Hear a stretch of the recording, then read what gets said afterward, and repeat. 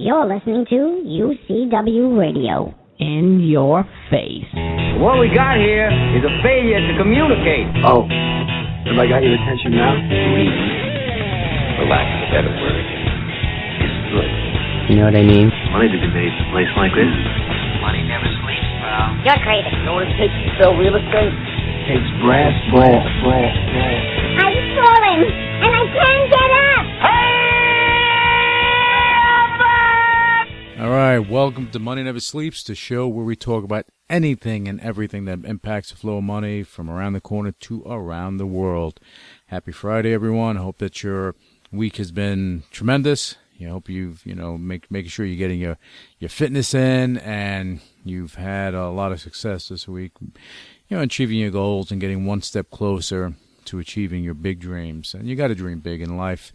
What's the purpose of life if you can't dream big and try to achieve it? You may surprise yourself and make some magic and create a hell of a legacy for yourself. Make sure to follow me on Twitter at Velazquez, and you'll get a front row seat to my insight, rants, personal endeavors, and other things that I put up there. And you get to see some of the people I interact with, some good people. You can listen to Money Never Sleeps Radio on iTunes, Stitcher, TuneIn. You can go to Amazon Echo and put Money Never Sleeps Radio, and you can listen to the show. Google Play Music, Player FM, and many, many more. I want to, today it's Friday, so I'm going to talk about current events. Okay, you have Tesla. As anyone that follows the stock market or technology in general, you know that Elon Musk, back in August, he sent out a tweet. And social media is a fantastic thing because you can reach the world. And the thing is, once you say it, doesn't matter, you delete it, you can't take it back. You can't take it back, especially if you're in a capacity of a CEO or a leader. What you say goes on record. What Elon Musk did, he sent out a tweet saying that he was looking to take his company private, that he even set a price and he had the investors lined up. That's a no-no. You're violating, I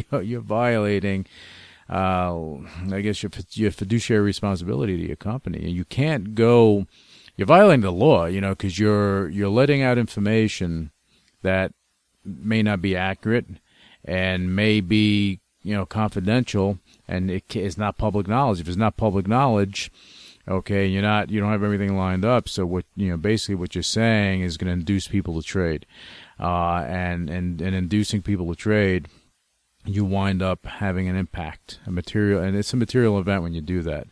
For many years, the SEC has been going back and forth with disclosure, and it took a little time, but social media is a form of disclosure. You can put out information on social media, and that's informing the public.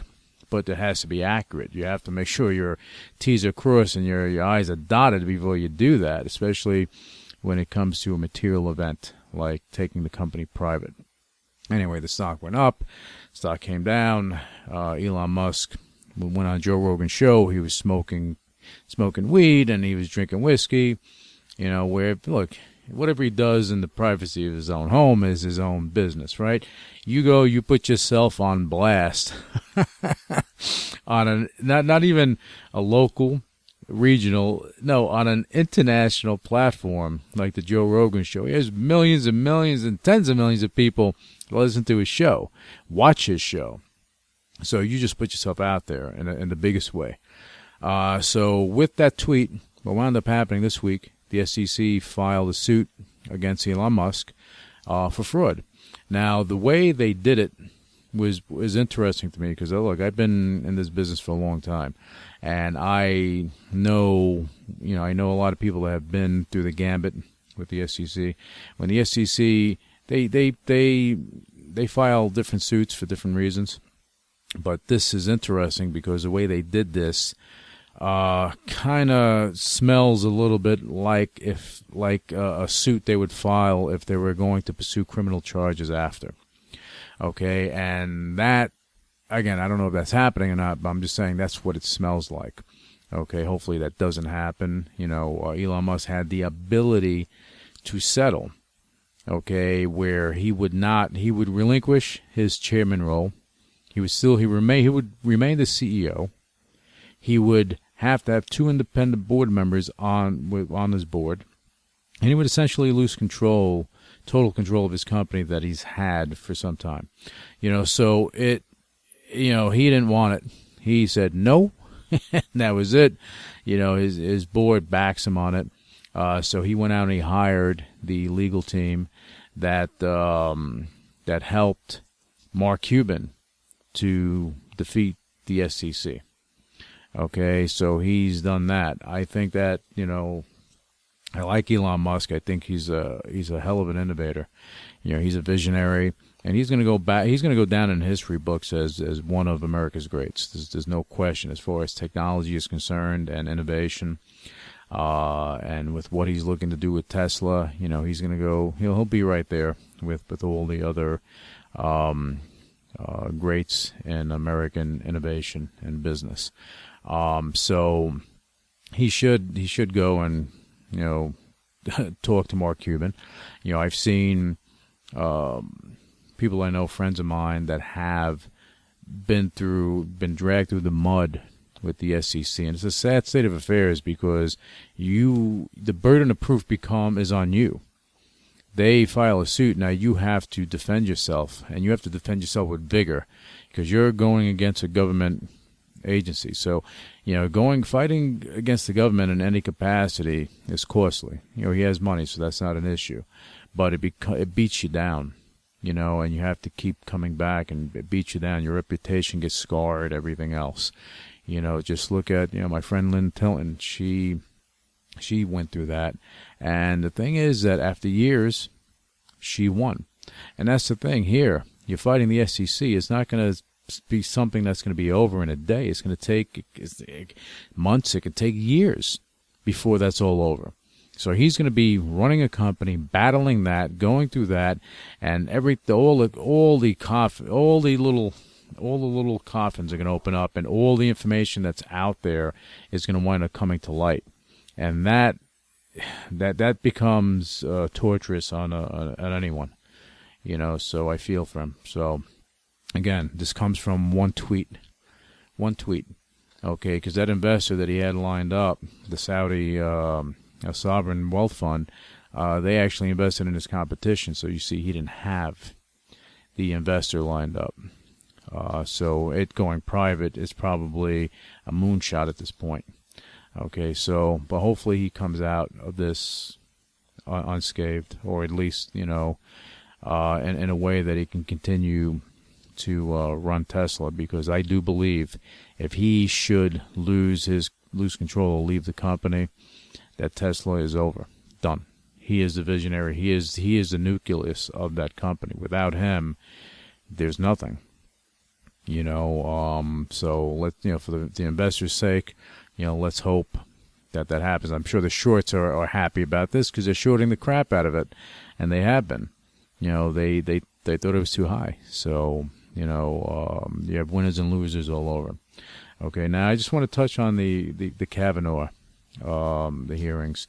I just want to say this, that I think it's sad that a person has to be put through what he's being put through. At the same time, I do feel for Dr. Ford and what she went through.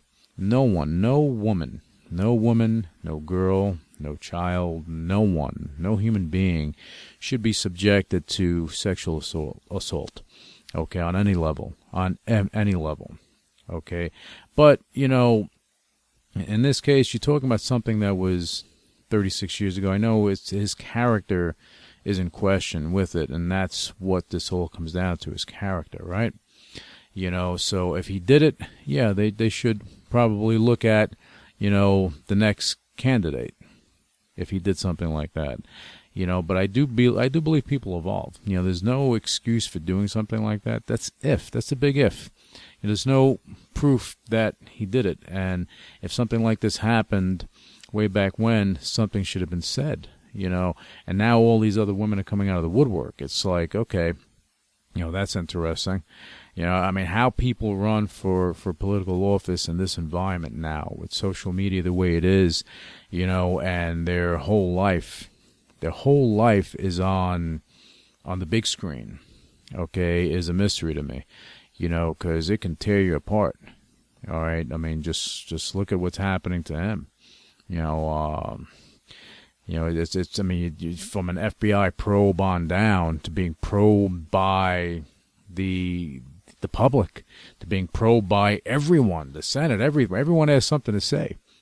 The one thing I'll say, I don't like what Cory Booker did, and he tried to get Kavanaugh to admit that he was a blatant drunk.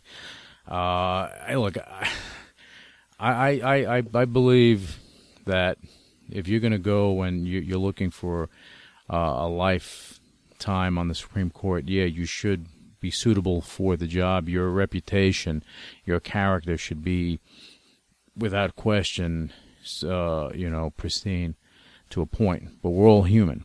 And as far as just talking about sexual assault, and what's happening here, I just don't appreciate the tactics that you have a lot of these senators throwing out there, and they're trying to do to the guy. Okay, again, to me, it's not a Republican thing, not a Democratic thing. It's a character thing. So, I get that the guy has to be put through the gauntlet. You got to pay the price to get where you want to get to, right? But, there comes there's a line you don't cross, and a lot of these senators are crossing that line. And I think it's sad. It's sad for this country. It's sad in general. I feel bad for, again, what Dr. Ford has been through. But at the end of the day, this is something that could have been dealt with privately, okay, with, a closed session with the Senate, and they could have shut this down. And if Kavanaugh wasn't going to move forward, he wouldn't have moved forward. That would have been it. It would have saved all of this publicity, and that's the thing that is funny to me. Why at the midnight hour? Why not before? Okay, why call the Washington Post and put it out there? I mean, it's just a lot of things that I just don't agree with, that I don't understand. And I really don't want to understand, politics, right?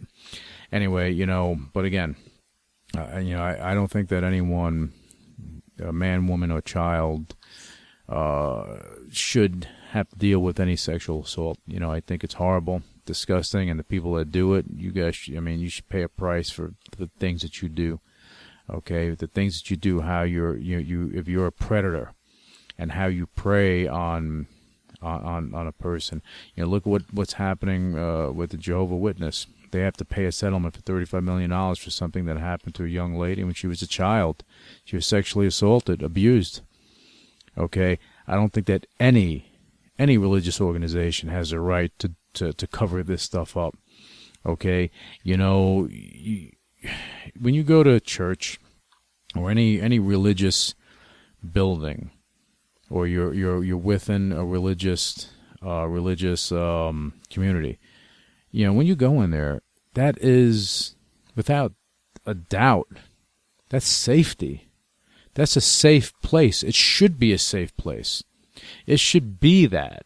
It shouldn't be a place where you have to worry about being assaulted by a priest or a pastor or something like that. Okay, it disgusts me. It really disgusts me. All right, so I'm glad that a lot of this stuff is coming to light, and the people that this is being done to, they don't have to be afraid. Don't be afraid. Speak up. Speak up. Speak up and bring your proof to the table on what transpired. Okay, don't let it go. Don't be embarrassed, because it does happen. And I know it's hard, but you don't want anyone else to go through it if someone has done it to you. All right, but again, you have people out there that are afraid. And I understand that. But again, it just angers me that people do this. Humans, right? It's just humans. You don't see any other creature that does the things that humans do. Sad. Anyway, I want to touch on one last thing, and that has to do with the cryptocurrency coalition. All right, you have a lot of people that are behind cryptocurrencies, various cryptocurrencies. They're coming together as a coalition. And I like the fact that they're doing this. They're looking to work with the SEC and lobby to Washington and so on and so forth to go and set down regulations to get rid of all the crap that's out there. And I say it time and time again. You have a lot of cryptos out there that are not worth their weight. They're not worth their weight in anything, because they're put together, issued, so people can make it, issue an ICO, put money in their pocket, go buy their homes and their planes, and there you go. And that's not what it's all about.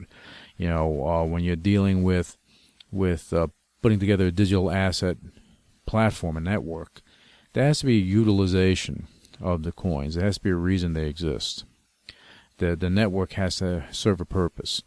If it's not, it's just a coin with a pretty picture on it, then you know what? Run for the hills. You had over $12 billion or so invested in ICOs this year alone and growing. Okay, and to me, it's amazing that all this money gets thrown at it, and a lot of these projects, the majority of these projects aren't even out to market yet. They're not out yet. And by the time they come out, they may not serve their purpose anymore, because someone else would have come out with something and not have to do an ICO, didn't have to go fill their pockets. They would have produced it because it could be produced, and that's the way things should be. Anyway, so that crypto coalition, I agree with it. I'm behind that. That's for sure. Looking forward to working with these guys and hoping to get some regulation laid out for the cryptocurrency market. Okay, and just like with cannabis, just to switch gears with cannabis, you have a lot of companies out there, Canada, so on and so forth, that are building, and they're taking the lion's share right now of the cannabis industry, and you have companies in the U.S. that are they're just chomping at the bit to do it. Beverage companies, alcohol companies, tobacco companies, they're all jumping in head first and making these deals. The moment that they set regulation that on a federal level that you can, cannabis, will be legalized, what's going to wind up happening is that you're going to have an explosion. You're going to have an explosion of companies coming out. So just be aware of that, because you're going to have everybody and their mother saying they're going to move from being whatever company to a cannabis company. Just like companies were like this Long Island iced tea company became the Long Island blockchain, and the thing shot to the moon and people got burnt. Don't be one of those people that get burnt. Anyway, that is it for this show. This was a pseudo rant, just sharing, current events with you guys. But thank you for tuning in, and that's about it for this Friday. I want everyone to have a fantastic weekend, and thank you for listening. I do appreciate it, and we'll be back with you on Monday for the next segment of Money Never Sleeps. Until then, again, have an awesome weekend, have an awesome rest of this Friday, and make it all work for you.